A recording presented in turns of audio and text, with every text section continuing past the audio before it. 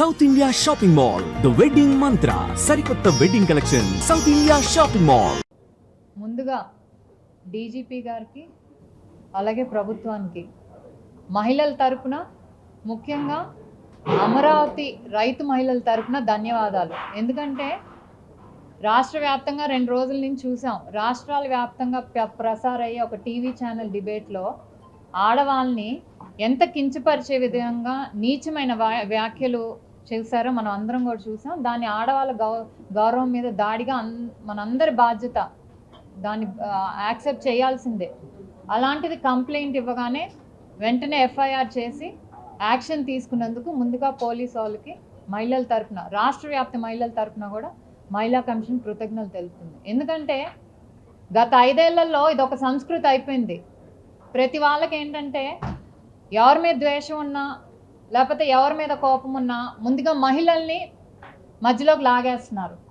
ఒక మహిళల అభిమానాల మీద దాడి చేయటం అనేది సర్వసాధారణం అయిపోయింది ఆంధ్రప్రదేశ్లో గత 5 ఏళ్లలో కూడా. చెప్పేది ఏంటంటే మహిళా కమిషన్గా ప్రతి ఒక్కరు కూడా గుర్తుంచుకోవాల్సింది ఏంటంటే,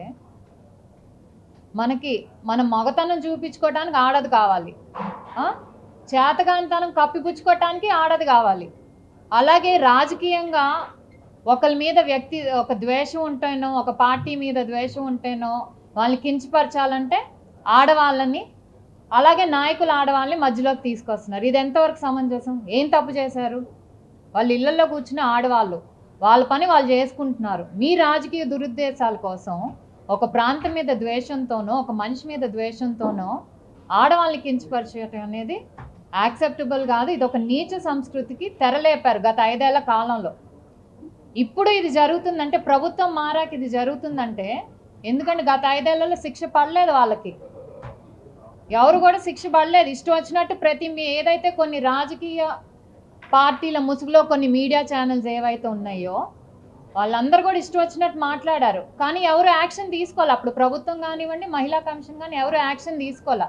సో భయం లేదు, మేమేమన్నా ఏం చేస్తారులే అనే భయంతో ఈరోజు ప్రభుత్వాలు మారినా కూడా ఇంకా ఇష్టం వచ్చినట్టు ఆడవాళ్ళ మీద దాడి చేయటం, లేకపోతే ఇలా మాట్లాడటం ఎంతవరకు సమంజసం? దానికి ఈరోజు కరెక్ట్గా రాష్ట్ర పోలీస్ యంత్రాంగం తీసుకున్న యాక్షన్ని మేమందరం కూడా అభినందిస్తున్నాం. ఎందుకంటే ఇంకొకడు మళ్ళీ బయటకు వచ్చి జర్నలిస్ట్ ముసుగులోనో లేకపోతే అనలిస్ట్ ముసుగులోనో ఇష్టం వచ్చిన, లేకపోతే ఫ్రీడమ్ ఆఫ్ స్పీచ్ అంట. ఏంటండి ఫ్రీడమ్ ఆఫ్ స్పీచ్?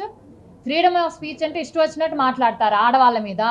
ఇదే మాట మీ ఇంట్లో ఆడవాళ్ళ మీద అంటే మేము ఫ్రీడమ్ ఆఫ్ స్పీచ్ అంటే మీరు ఊరుకుంటారా?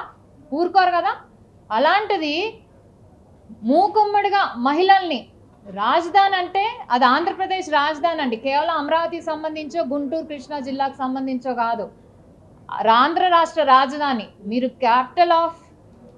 ఆ పదం వాడలేను, వేశ్యల రాజధాని అన్నారంటే మీరు రాష్ట్రంలో ఉన్న మహిళలందరినీ అవమానించారు. అది మీరు గుర్తుపెట్టుకోవాలి. పైగా అపాలజీ చెప్పారు. ఏం అపాలజీ చెప్పారండి? అది సిన్సియర్ అపాలజీ కాదు. ఏదైతే మళ్ళీ వచ్చి మీరు మీడియా ముందుకు వచ్చి ఏదైతే మాట్లాడారో అది సిన్సియర్ అపాలజీ, మనస్ఫూర్తిగా చెప్పిన క్షమాపణ అని మాకు ఎవ్వరికీ అనిపించలేదు.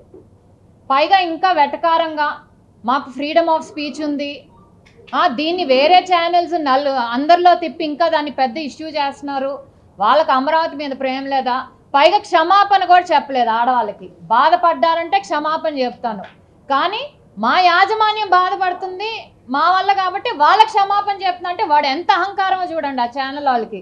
ఇది మహిళలు ఎవరు కూడా ఉపేక్షించకూడదు, తప్పకుండా వాళ్ళందరికీ శిక్ష పడాల్సిందే. అలాగే అంటే ఒక ట్వీట్ పెట్టో ఇన్సిడెంట్ జరిగింది, జరిగిందండి, మొన్నటి నుంచి ఈ వీడియో వైరల్ అవుతుంది. ఇది మా నోటీస్కే వచ్చింది. దాన్ని ఆ రోజే మేము సుమోటాగా తీసుకొని 2 రోజుల నుంచి ఆఫీస్ వర్క్ చేస్తూనే ఉంది. దీన్ని ఎలా తీసుకెళ్ళాలి, ఎందుకంటే లూప్ హోల్స్ అనేది లేకుండా తప్పించుకునే దానికి ఆస్కారం లేకుండా అన్ని సమన్స్ ఇవన్నీ ప్రిపేర్ చేసి వాళ్ళని శిక్ష పడే విధంగా మేము వర్క్ చేస్తూనే ఉన్నాం. అందుకనే ఈరోజు ప్రెస్ మీట్ పెట్టాల్సి వచ్చింది 2 డేస్ ముందు కంటే. ఎందుకంటే ఏ మనస్సాక్షి ఉన్న వాళ్ళు ఎవరైనా సరే ఆ వ్యాఖ్యల్ని సమర్థించరు.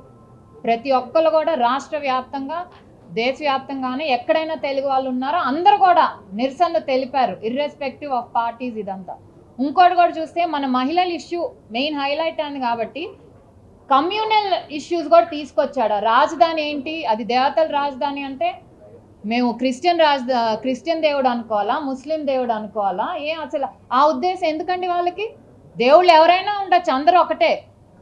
అమరావతి దేవతల రాజధాని అన్నప్పుడు అందరూ వస్తారు, అంతేగాని దానికి కూడా మీరేదో మళ్ళీ అక్కడ ఒక కులం మధ్య లేకపోతే రిలీజియన్స్ మధ్య మీరు ఇది చేయాలనుకోవటం, తేడాలు తీసుకురావటం చాలా తప్పు. ఇవన్నీ కూడా సహించేది లేదు.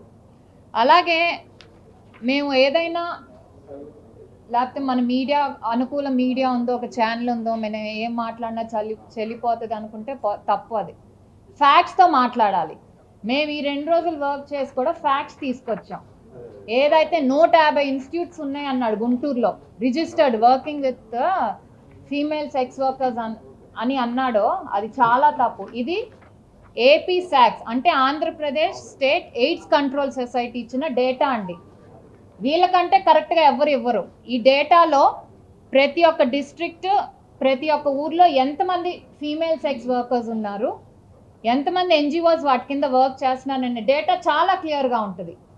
ఏదో టైమ్స్ ఆఫ్ ఇండియా ఒక వార్త బేస్ చేసుకొని అదెవరో స్టడీ చేస్తే ఆ స్టడీని బేస్ చేసుకొని టైమ్స్ ఆఫ్ ఇండియాలో వచ్చిందని కోట్ చేస్తాడా? ఎక్కడా కూడా టైమ్స్ ఆఫ్ ఇండియాలో కూడా ప్రాంతం మెన్షన్ చేయలేదు, ఓవరాల్గా స్టేట్ మెన్షన్ చేశారు.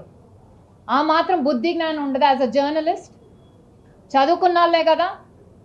జర్నలిజం ఎంత 4th ఎస్టేట్ అంటారు, ప్రజల్ని కాపాడటానికి, ప్రజల పక్షాన్ని ఉండటానికి నిలబడే మీడియా జర్నలిజం 4th ఎస్టేట్. అలాంటిది మీరు ఒక రాజకీయ కారణాలతో దాన్ని మీకు ఇష్టం వచ్చినట్టు వాడుకొని ఒక ప్రాంతాన్ని, మహిళల్ని అవమానపరచడం చాలా తప్పు. మొత్తం ఎన్ని ఉన్నాయి అన్నాడండి ఎన్జిఓస్ గుంటూరులో రిజిస్టర్ అయ్యి? 150 ఉన్నాయి అన్నాడు. ఏపీ సాక్స్ డేటా ప్రకారం ఎక్స్క్లూజివ్గా ఫీమేల్ సెక్స్ వర్కర్స్తో వర్క్ చేసేది 4 ఎన్జిఓస్. ఎన్టీఆర్ డిస్ట్రిక్ట్లో 4. అంటే చూడండి, డేటా లేకుండా చాలామంది రిజిస్టర్ చేసుకుంటారు సొసైటీస్, లేకపోతే ఏదో హెల్ప్ చేయాలనే ఉద్దేశంతో. దాంట్లో ఒక మోటివ్ వాళ్ళు పెట్టుకుంటారు, కానీ అందరూ ఎవరు ఎక్స్క్లూజివ్గా వర్క్ చేయరు. ఎక్స్క్లూజివ్గా వర్క్ చేసేది కాకుండా ఇంకో మొత్తం కలిపి 6 ఉన్నారు అంతే టోటల్ ఎన్జిఓస్. ఈ నంబర్ ఎక్కడ? వాళ్ళు చెప్పిన 150 ఎక్కడ? కనీసం 10% కూడా లేదే, 1% కూడా ఎలా మాట్లాడతారు అసలు?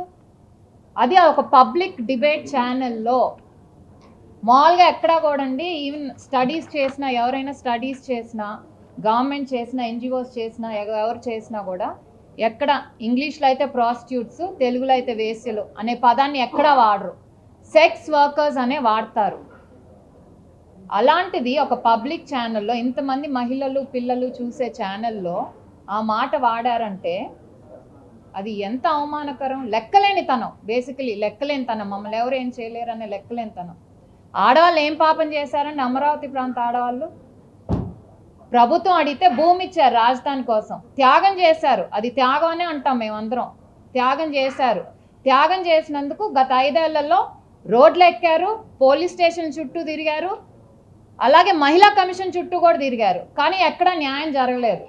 సరే, ప్రభుత్వాలు మారినయి, అమరావతి అభివృద్ధి వైపు నడుస్తుంది అని ఊపిరి పీల్చుకొని ఇంట్లో కూర్చొని నవ్వుతుందా అంటే మళ్ళీ ఇలాంటి వ్యాఖ్యలు చేసి అనకూడని మాటలు, ఎవరం కూడా ఎప్పుడు వాడని మాటలు వ్యాఖ్యలు చేసి మళ్ళీ వాళ్ళు రోడ్లు ఎక్కేలాగా, కన్నీళ్ళు పెట్టుకునేలాగా, మళ్ళీ మహిళా కమిషన్ కాలు పట్టుకునేలా చేశారు. ఏంటండి ఈ దుస్థితి రాష్ట్రంలో ఆడవాళ్ళకి? ప్రతి ఒక్కరికి ఈజీ అయిపోయింది ఆడవాళ్ళని ఏదైనా అనేయటం. సోషల్ మీడియాలో ఫ్రీడమ్ ఆఫ్ స్పీచ్ అనే పేరుతో సోషల్ మీడియాలో మాట్లాడినా కూడా కొన్ని సెక్షన్స్ ఉన్నాయి. ఇష్టం వచ్చినట్టు మాట్లాడితే మాకు శిక్ష పడదని మాత్రం అనుకోకండి. ఖచ్చితంగా శిక్ష పడాలి.